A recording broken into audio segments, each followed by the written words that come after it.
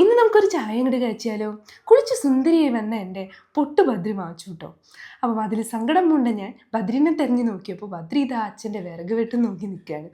ഓരോ വെട്ടിനും ഓരോ കണ്ണും പ്രാവശ്യം കണ്ണടയ്ക്കുകയും ചെയ്യും. നല്ല ചിരിയും ഉണ്ടായിരുന്നു കേട്ടോ. കാണാൻ നല്ല രസമുണ്ടായിരുന്നു. അതൊക്കെ കഴിഞ്ഞ് വന്നപ്പോൾ ഞങ്ങൾ ചായ കുടിക്കാനായി ഇരുന്നപ്പോൾ ബദ്രി ചക്ക തിന്നാനായിരുന്നു കേട്ടോ. ആളൊരു ചക്കഭ്രാന്തനാണ്, എക്സ്പെഷ്യലി പഴുത്ത ചക്ക. അത് കണ്ട ആശാൻ വരില്ല.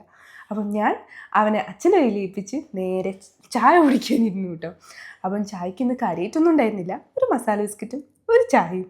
അത് മതിയല്ലോ നമുക്ക്, സൂപ്പറായില്ലേ സദ്യ. അപ്പോഴത്തേക്കും പ്രണവേണ്ണ വന്നു, പ്രണവേണ്ണൻ ചായ കൊടുത്തു.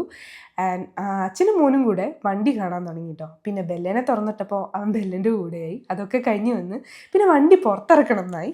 അപ്പോൾ വണ്ടി എടുത്ത് പുറത്തിറക്കി അവൻ്റെ കൂടെ ഒരു റൈഡ്. ഇത് എല്ലാ ദിവസവും ഉള്ളതാണ് കേട്ടോ. അവന് ഒന്നുകിൽ ഞാൻ അല്ലെങ്കിൽ പ്രണവേട്ടൻ ആരെങ്കിലും ഈ വണ്ടി ഒന്ന് ഡ്രൈവ് ചെയ്ത് കൊടുക്കും. ആളതിങ്ങനെ കുറച്ച് നേരം ഒരു മണിക്കൂർ 1.5 മണിക്കൂർ ആൾ ഇതിലിരിക്കും എന്തായാലും. ഇന്ന് പ്രണവേട്ടനായിരുന്നു. ഞാൻ അച്ഛനും മോനും കൂടെ നല്ല സൂപ്പർ ഡ്രൈവ് ആയിരുന്നു, നല്ല സ്പീഡ് ഉണ്ടായിരുന്നു. ഞാനാണെങ്കിൽ പതിയെ ഓട്ടുള്ളൂ. അങ്ങനെ നമ്മുടെ താരം ഡ്രൈവൊക്കെ കഴിഞ്ഞെത്തി. ഡ്രൈവൊക്കെ കഴിഞ്ഞെത്തിയപ്പോൾ അവൻ ഭയങ്കര സന്തോഷമാണ് കേട്ടോ, നല്ല മൂഡിലാണ്. ഞാൻ അവനും കൂടി ഒരു സെൽഫിയൊക്കെ എടുത്ത്. അപ്പോൾ സീ യു സൂൺ, ബൈ.